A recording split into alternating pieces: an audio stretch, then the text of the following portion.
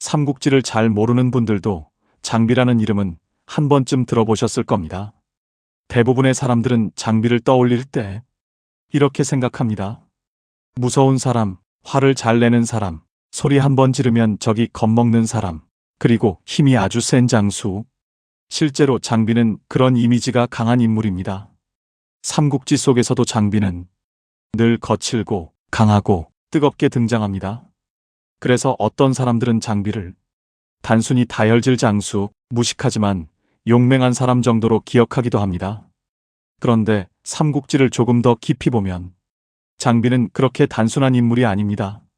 오히려 그는 강한 장수였지만 자기 성격을 끝내 다스리지 못해서 비극적으로 무너진 인물에 더 가깝습니다. 오늘은 이 이야기를 해보겠습니다. 장비는 왜 그렇게 강했는데도 끝은 그렇게 허무할 수밖에 없었을까? 이 질문을 이해하면 삼국지 속 장비뿐 아니라 현실에서 왜 어떤 사람은 실력이 있어도 오래 못 가는지를 훨씬 더 잘 보게 됩니다. 장비를 이해하려면 먼저 그가 어떤 자리의 사람이었는지를 봐야 합니다. 장비는 단순한 장수가 아닙니다. 그는 유비와 의형제를 맺은 사람이고 관우와 함께 유비의 가장 오래된 핵심 세력입니다. 즉, 총나라가 세워지기 전부터 유비의 옆을 지킨 원년 멤버였습니다. 이건 굉장히 중요합니다. 나중에 합류한 장수와 처음부터 함께한 사람은 무게가 다릅니다. 처음부터 함께한 사람은 전력 이상의 의미를 갖습니다. 그 사람 자체가 역사이고 그 관계 자체가 명분이 됩니다. 장비는 바로 그런 존재였습니다. 유비에게 장비는 단순히 창 잘 쓰는 장수가 아니었습니다. 함께 굴러온 세월, 함께 버틴 시간, 함께 쫓기고 함께 일어났던 기억이 쌓여있는 사람이었습니다. 그래서 장비는 늘 감정적으로도 유비에게 가까운 사람이었습니다. 그런데 장비에게는 분명한 장점과 약점이 동시에 있었습니다. 장점부터 보면 그는 아주 강한 장수였습니다. 전장에서는 겁이 없었고 결정적인 순간에 밀리지 않았고 기세로 상대를 압도하는 힘이 있었습니다. 이건 단순히 힘이 세다는 뜻이 아닙니다. 전쟁에서 중요한 것은 육체적인 힘만이 아니라 상대의 기세를 꺾는 존재감입니다. 장비는 그게 강했습니다. 그가 등장하면 아군은 살아나고 적군은 흔들렸습니다. 삼국지에서 장비가 주는 인상은 칼이나 창보다도 분위기로 적을 누르는 사람에 가깝습니다. 대표적인 장면이 장판교입니다. 조조의 대군이 밀려오고 유비 쪽은 크게 불리한 상황입니다. 이럴 때 대부분은 도망칠 생각부터 합니다. 그런데 장비는 다리 위에 서서 적을 막아섭니다. 그리고 호통을 칩니다. 이 장면은 아주 상징적입니다. 왜냐하면 장비가 단순히 힘센 장수가 아니라 공포를 역으로 상대에게 돌려주는 인물이라는 걸 보여주기 때문입니다. 보통 전쟁에서는 숫자가 많으면 유리합니다. 하지만 어떤 순간에는 숫자보다 분위기가 더 중요합니다. 장비는 바로 그 분위기를 뒤집을 수 있는 사람이었습니다. 적은 장비 하나를 보며 혹시 뒤에 뭔가 있는 건 아닌지, 함정이 있는 건 아닌지, 정말 이 사람과 지금 맞붙어도 되는지 흔들리게 됩니다. 이게 장비의 힘입니다. 즉, 장비는 단순한 장수가 아니라 전장의 공기를 바꾸는 사람이었습니다. 이런 인물은 조직에서도 귀합니다. 평소에는 거칠고 튀어 보여도 정말 위기가 왔을 때 맨 앞에 서는 사람, 아무도 못 버티는 순간에 버텨내는 사람, 장비는 그런 인물이었습니다. 그렇다면 이렇게 묻게 됩니다. 이 정도로 강한 사람이면 왜 끝이 그렇게 허무했을까? 왜 전쟁터에서 장렬하게 죽은 것도 아니고 왜 자기 부하에게 죽는 비극적인 끝을 맞았을까? 바로 여기에 장비라는 사람의 진짜 문제가 있습니다. 그는 적에게는 강했지만 자기 성격에는 약했습니다. 이 한 문장이 장비를 설명합니다. 장비는 분노를 다루는 법을 끝내 배우지 못했습니다. 그의 분노는 전장에서는 힘이 될 수 있었습니다. 순간적인 기세, 겁없는 돌진, 상대를 밀어붙이는 폭발력, 이런 건 장비의 분노와 성격이 만들어낸 장점이었습니다. 하지만 사람을 이끄는 자리에서는 그 분노가 독이 됩니다. 장비는 아랫사람을 대할 때 매우 거칠었습니다. 술을 마시면 더 심해졌고, 감정이 올라오면 통제가 잘 되지 않았습니다. 문제는 이런 성격이 처음에는 카리스마처럼 보일 수 있다는 점입니다. 무서운 리더 밑에서는 사람들이 당장 반항하지 못합니다. 그래서 겉으로는 질서가 있어 보일 수 있습니다. 하지만 두려움으로 눌러놓은 질서는 오래가지 않습니다. 겉으로 복종하는 사람과 속으로 원한을 쌓는 사람은 다릅니다. 장비는 이 차이를 끝내 놓쳤습니다. 그는 충성과 공포를 자주 헷갈렸습니다. 사람들이 자기 말을 따르는 것을 보고 자기 방식이 맞다고 생각했을 수 있습니다. 하지만 실은 많은 경우 사람들이 충성해서가 아니라 무서워서 버틴 것일 수 있습니다. 이건 리더에게 굉장히 위험한 착각입니다. 왜냐하면 사랑받는 리더는 실수해도 사람들이 붙잡아주지만 무서운 리더는 약해지는 순간 바로 무너질 수 있기 때문입니다. 장비가 바로 그 경우였습니다. 더 안타까운 것은 그가 본질적으로 나쁜 사람만은 아니었다는 점입니다.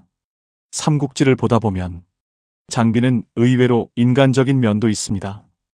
유비에 대한 정은 깊었고 관우에 대한 감정도 컸고 의형제 관계에 대해서는 누구보다 뜨거웠습니다.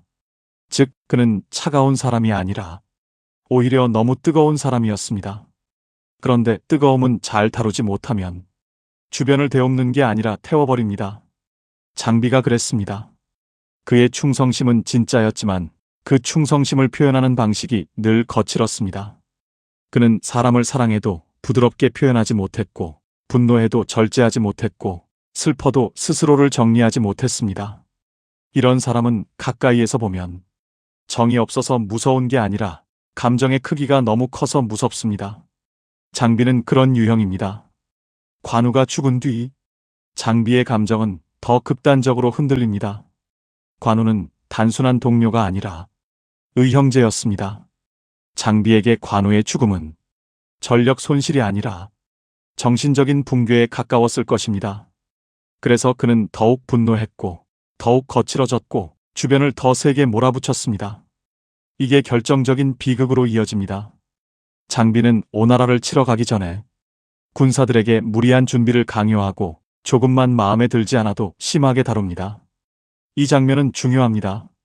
왜냐하면 장비의 마지막은 적이 아니라 자기 내부에서 터지기 때문입니다. 많은 사람들은 강한 리더가 무너질 때 외부의 강한 적이 결정타를 날렸다고 생각합니다. 하지만 실제로는 안에서 무너지는 경우가 많습니다. 장비가 그렇습니다. 그는 수많은 적을 상대하면서도 살아남았지만 자기 곁의 사람에게 죽습니다. 이건 역사적으로도 이야기적으로도 굉장히 상징적인 결말입니다. 강한 적이 장비를 무너뜨린 것이 아니라 장비 자신의 방식이 결국 장비를 무너뜨린 것입니다. 즉, 장비의 죽음은 우연한 암살이 아니라 그가 오래 쌓아온 성격의 결과라고 볼 수 있습니다. 이건 굉장히 무서운 교훈입니다. 사람은 종종 자기 가장 큰 강점으로 무너집니다.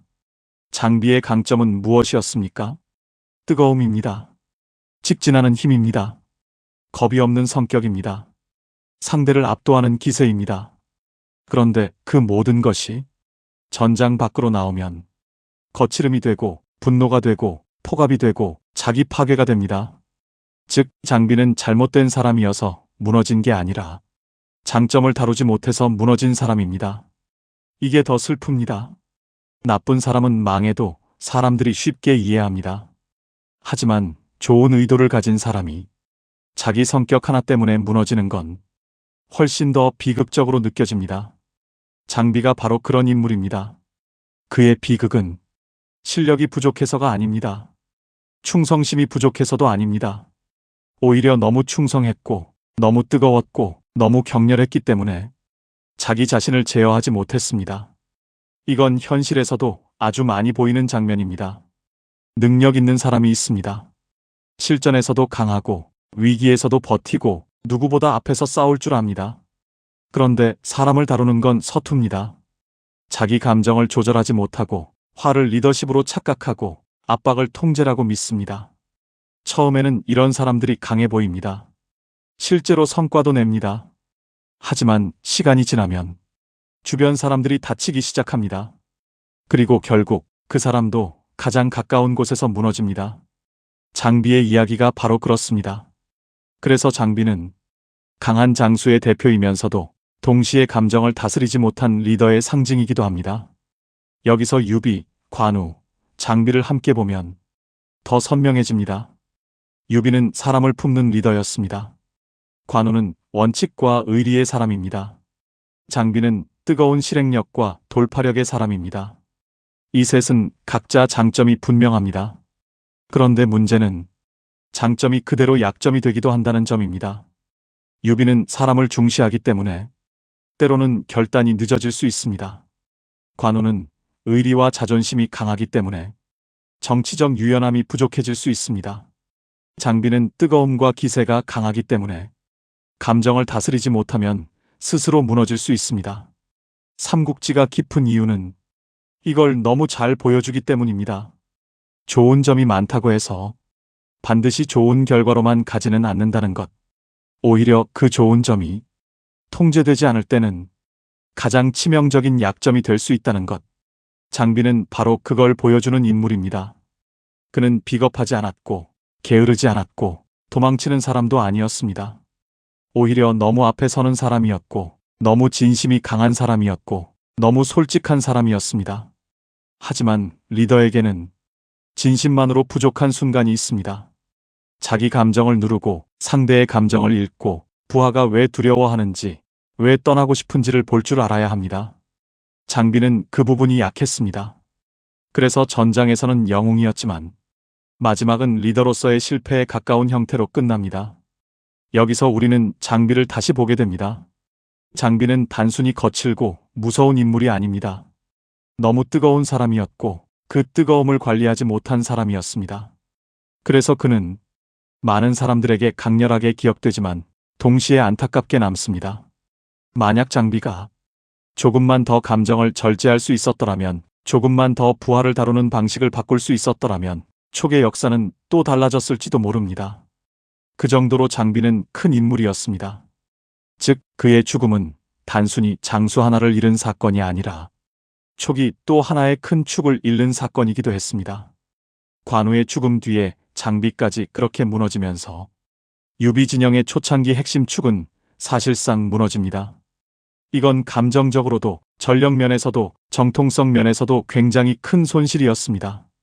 그래서 장비의 죽음은 개인의 비극이면서 동시에 촉의 쇠퇴를 더 깊게 만든 사건이라고도 볼 수 있습니다. 오늘 이야기를 한 줄로 정리하면 이렇습니다. 장비는 약해서 무너진 것이 아니라 너무 강한 성격을 끝내 다스리지 못해서 비극적으로 무너진 인물이었습니다.